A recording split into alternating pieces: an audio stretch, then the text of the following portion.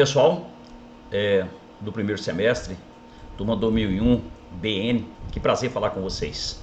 Esse momento aqui, nós estamos fazendo estamos trabalhando esse processo de ensino-aprendizagem domiciliar, face a esse contingenciamento que temos que nos manter separados.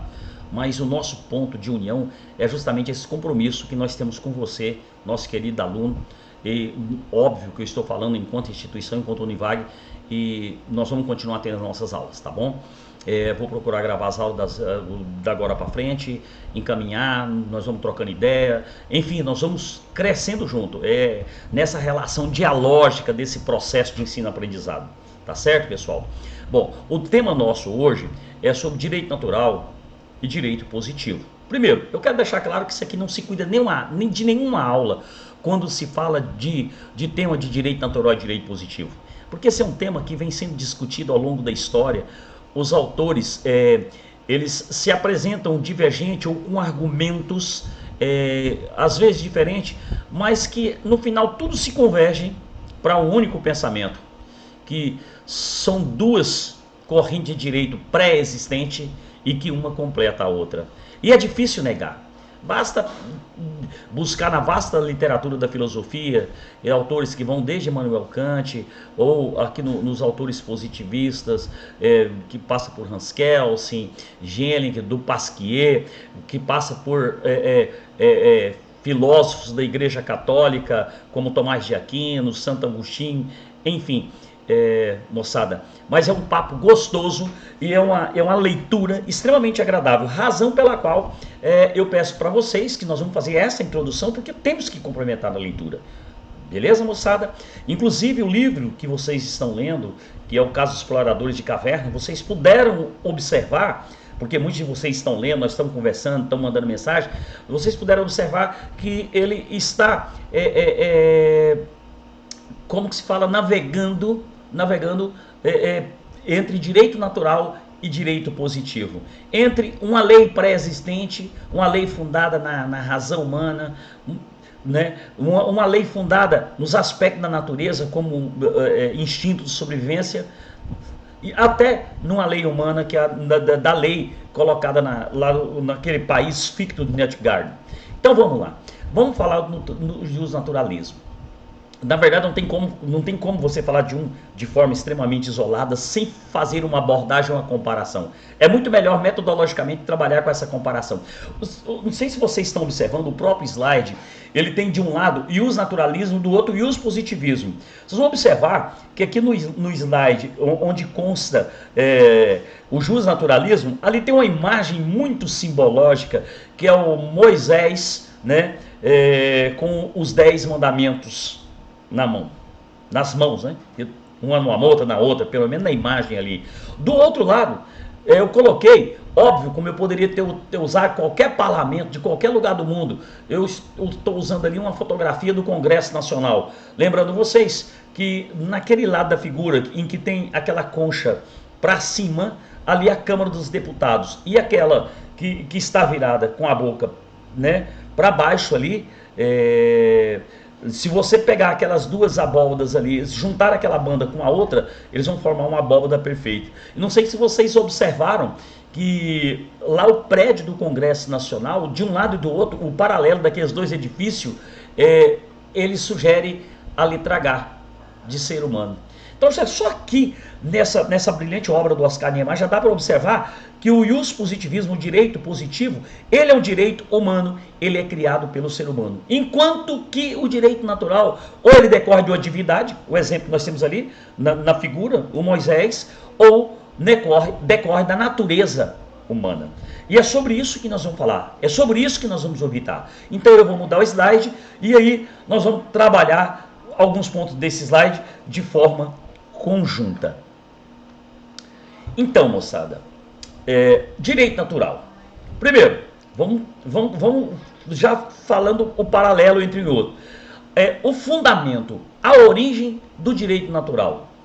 Acreditam aqueles pensadores que é uma ordem superior à ordem humana existente. É um direito que antecede o próprio direito humano. Para esses pensadores, essa ordem superior pré-existente, porque o direito natural, eles não negam o direito positivo. Ele apenas nega o direito positivo quando esse contraria a essa ordem natural pré-existente. Aliás, eu não me lembro se é na terceira ou quarta aula, eu sugeri aí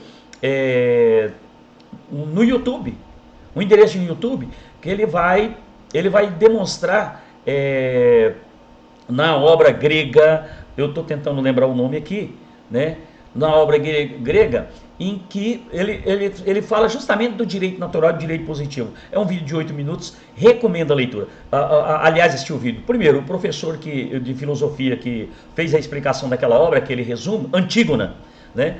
Ele é uma grande tragédia grega, né? É uma grande tragédia grega, que chega a ser cômica, mas vale a pena você assistir, tá bom? Isso vai contribuir muito para o raciocínio sobre o direito natural.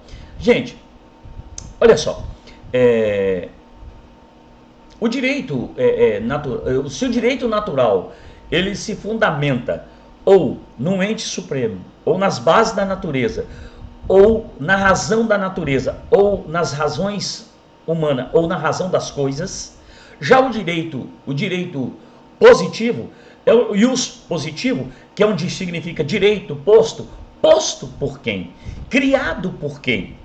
É por isso que eu, brasileiro, eu, BBB, chamo ele de leis humanas, porque esse direito, o seu fundamento, a sua origem, ela é cultural, ela é histórica. Por que ela é cultural? Por que ela é histórica?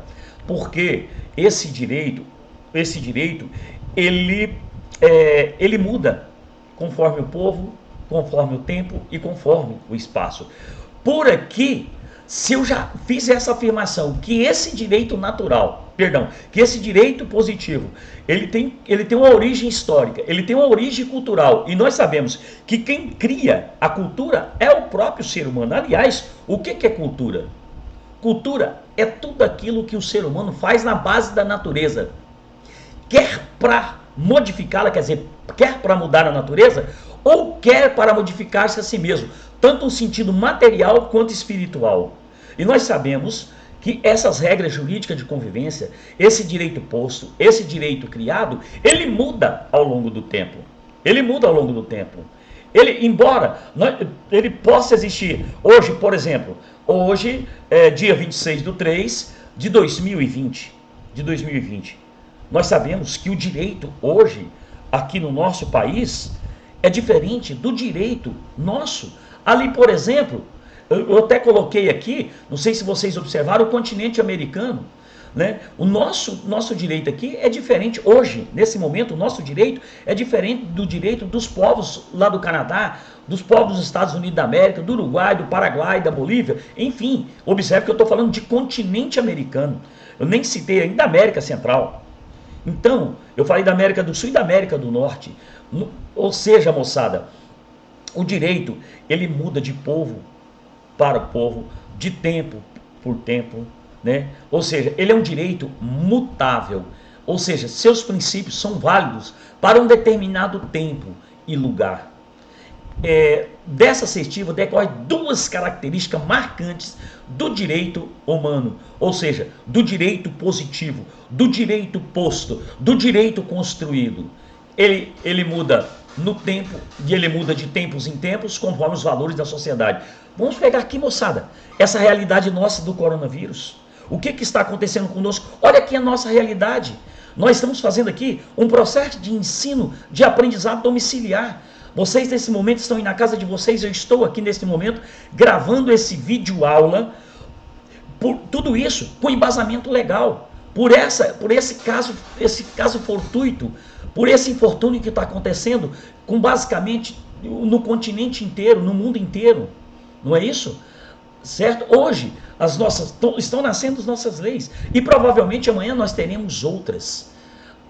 Ele é espacial, é territorial, ou seja, o direito não está circunscrito a um território único. O direito brasileiro é diferente do direito boliviano, diferente do direito egípcio, é diferente do direito norte-americano, do direito argentino. Ou seja, o povo brasileiro, dentro do nosso território, as leis que valem aqui têm aplicabilidade no território brasileiro, dentro do território brasileiro. Ou seja, o direito positivo ela tem essa característica marcante. Como ele é feito por um povo, conforme a sua cultura, conforme o seu momento histórico, ali é que tem o seu alcance, ali que ele disciplina, ali que ele administra as regras de convivência.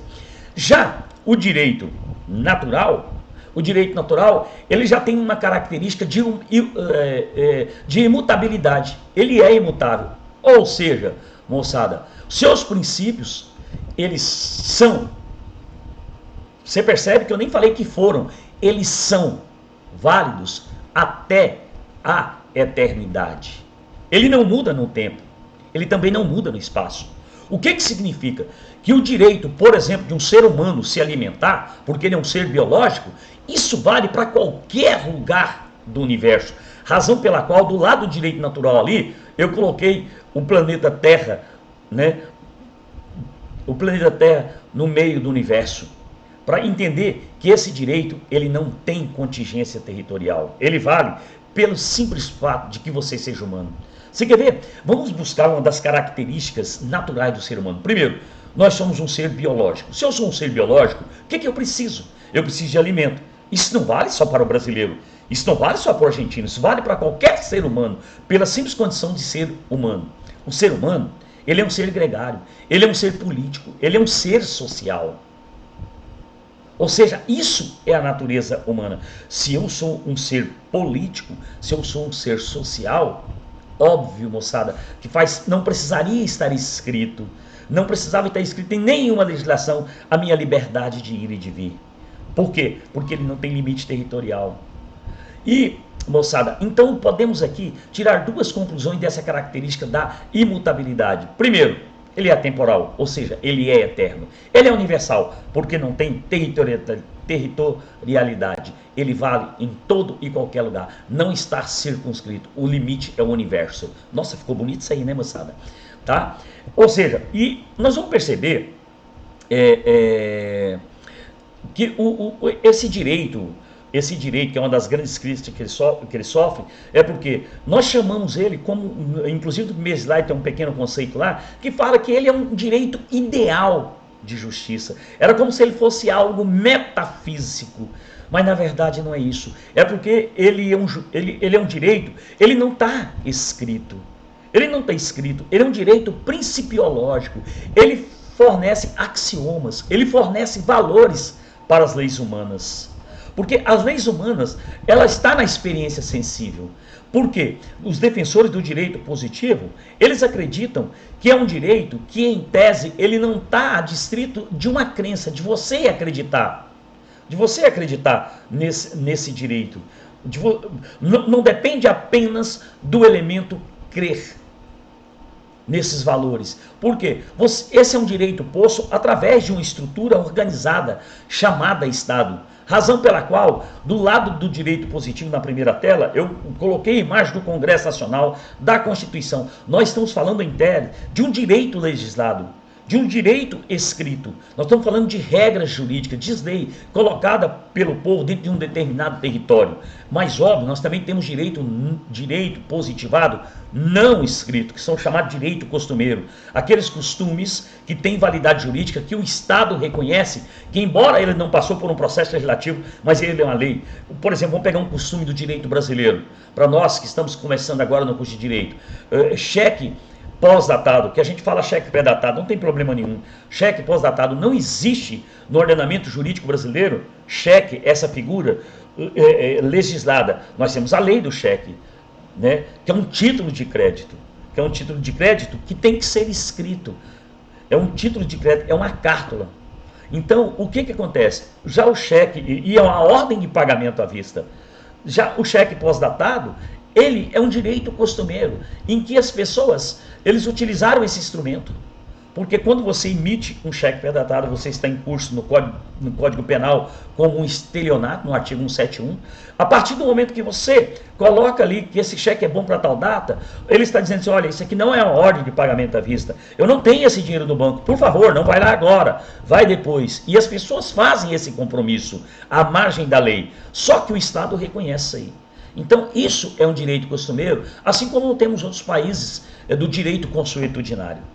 Por exemplo, o direito inglês, etc., o direito norte-americano, o direito common law, ou seja, que se vale dos precedentes judiciais. Lá na frente os senhores vão ouvir falar muito disso daí, certo, pessoal? E esse direito humano, ele tem um suporte estatal. Você cumpre ou você conta com a força organizada a serviço do direito, que é o aparelhamento estatal para coagir, para obrigar a você, quando você não cumpre com as ordens, fazer com que você cumpra, tá? Só que esse direito positivo, ele tem no direito natural o seu pressuposto de validade. Ele tem no direito natural o seu pressuposto de validade. O Tércio Sampaio, ele acha que isso é uma discussão extremamente ultrapassada entre direito natural e direito positivo. Segundo ele, isso já perdeu o sentido. Por quê? Porque, principalmente por conta do direito internacional, por conta dos direitos humanos. Os direitos humanos, eles são basicamente princípios basilares consagrado na razão humana, na dignidade da pessoa humana, pelo simples fato de que você seja humano. Isso basicamente já consta nos direitos positivados. Tanto é, quando vocês começarem a ler sobre direito constitucional, principalmente nas garantias de direitos fundamentais, nós vamos ver esculpido ali, basicamente, os grandes fundamentos do direito natural. Então, pessoal, o que fica para nós aqui do direito natural e o direito positivo? O direito natural, ele é dualista, ele acredita que existe uma lei humana, mas que tem como validade, que tem como pressuposto de validade, desde que essa lei humana, que é o direito positivo, ela se enquadra dentro dos valores supremos do direito natural. Já aqueles que defendem a corrente do direito positivo, eles acreditam que simplesmente a validade do direito positivo se encontra numa validade anterior, que na verdade, quando você vai olhar Kelsen na teoria pura do direito, eu até brinco que ele faz uma terapia de direito regressivo. Ele vai buscando os pressupostos de validade até que ele chega numa ordem anterior à própria criação humana. Então, moçada, nós temos uma ordem que acredita que existem duas ordens, que é um direito natural superior às leis humanas, e que se houver um confronto entre uma lei humana e o direito natural, aplica-se o direito natural. Já os positivistas acreditam que o ideal de justiça é o que está na lei. Então, vejam bem, assistam aquele vídeo lá sobre Antígona, que eu sugeri para vocês. Muito, mas muito bom. E eu vou ler aqui para vocês, se me permitirem, uma passagem aqui do professor Paulo Nader. Sugiro que vocês leiam, começa ali na página 371 sobre direito natural e direito positivo. Uma bela passagem também que nos demonstra o que é o entendimento do direito natural.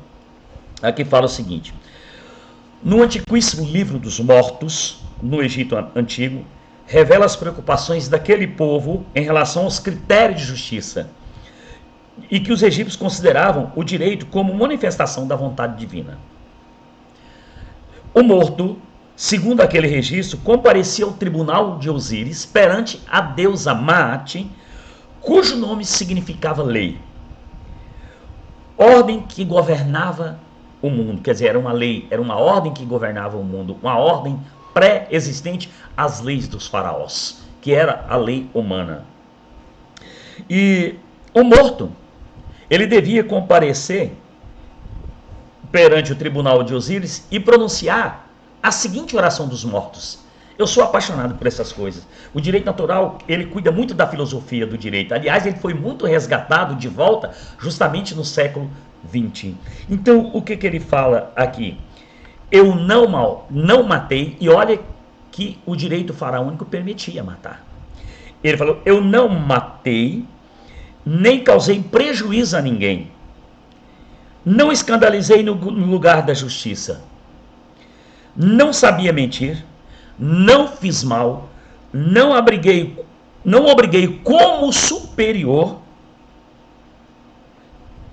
os meus criados. Não maltratei os escravos por ser superior a eles. Não os abandonei na fome. Não os fiz chorar. Não matei. Não ordenei matar. Não rompi o matrimônio. Não esbanjava. Não diminuí nos grãos. Não rebaixava nas medidas. Não alterava o limite dos campos.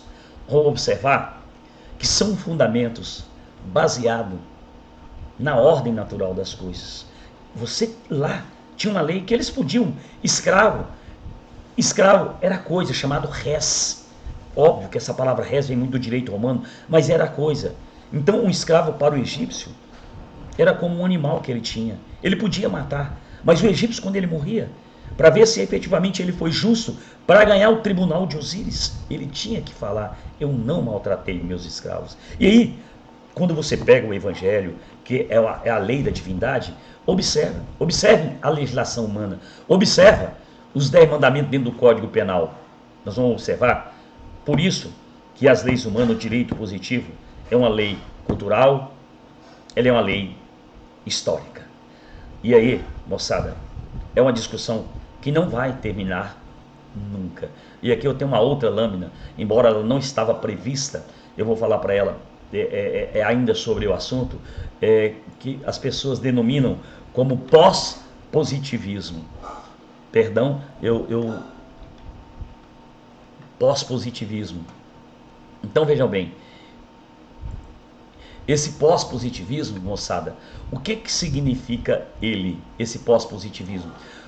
Os positivistas que relativizavam a separação entre a moral e o direito, justamente o positivismo, ele falava assim: não, o que você tem que observar na legislação humana é se ela derivou de um contrato social, se foi um acordo das pessoas para regulamentar. Se é um acordo entre as pessoas, tem mais que obedecer à lei. Então o justo era o que estava na lei. Então eles não questionavam o aspecto moral da lei. Ou seja, isso, enquanto ciência, é uma posição muito kelsciana, muito mal entendida. São denominados, embora contestado, de pós-positivista. Quer dizer, os pós-positivistas são os positivistas que relativam essa separação entre direito natural e direito positivo. Na aplicação da norma posta, no caso concreto, leva em conta a sua finalidade social e os valores morais e jurídicos que as regras querem proteger. O que quer dizer isso? Embora você tenha uma lei posta no ordenamento jurídico, mas ela somente é aplicada a você. Você, por exemplo, você só será julgado por um crime se você cometer um crime. Essa lei vai aplicar a você. Você só será convidado a pagar aquilo que você deve se você não pagar. Aí a lei vai ser aplicada a você. E aí, o que diz esse pós-positivismo? Na hora de aplicar a lei, o magistrado, o operador do direito e o magistrado, ele tem que aplicar a norma tendo em vista a sua finalidade social e fazer justiça no caso concreto. Esta corrente doutrinária do pós-positivista, muito capitaneada pelo ministro Luiz Roberto Barroso e muitos outros, dentre ele pelo brasiliano que vos fala aqui, quem sou eu, né, moçada? Mas pelo menos eu tenho que me sentir, né? Valoriza os princípios da moralidade, da justiça e, sobretudo, a legitimidade valorativa, né? Principalmente se for fundada na democracia. Embora, o que eu quero dizer com isso? Deve-se abominar toda e qualquer lei que vem de um poder ditatorial, ou seja, porque todo poder, ele emana do povo. É o povo que vive em um determinado território, é quem tem que fazer a sua legislação.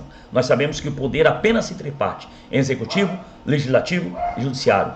Assim, princípios como a dignidade da pessoa humana e a igualdade devem ser levados em conta na hora de aplicar a lei. Porque senão, moçada, nós vamos colocar todo mundo na vala comum. De forma exemplificada, vamos imaginar uma pessoa que cometeu um crime de matar um animal silvestre. Ele vai ficar na cadeia. Agora já pensou naquele pobre coitado, naquele ser humano que está morto de fome, em que ele mata um animal desse apenas para ele sustentar a sua vida e a vida dos seus. São tudo aspectos de reflexão. Aqui não existe verdade. Aqui, pessoal, o que existe é uma reflexão muito significativa de direito natural e direito positivo. Razão pela qual, na obra que vocês estão lendo, ela orbita os argumentos. Quando você lê o argumento de um juiz, do Trap, do Foster, você fala, gente, ele falou tão bem isso aqui que eu sou quase que um adepto. Então, moçada, eu espero que tenha contribuído muito para o nosso aprendizado, e que vocês fiquem bem. E o próximo slide, a próxima aula vídeo nossa será sobre justiça, porque a justiça, nós vamos entender que ele é um valor máximo do direito natural. Eu acredito que, na verdade, ele é o grande valor que a justiça quer conquistar. Não confundir justiça com direito, tá? Justiça é o grande valor, é o ideal, é o objetivo de todos nós. Pessoal, fiquem bem, vamos continuar trabalhando. E é sempre uma honra trabalhar com vocês.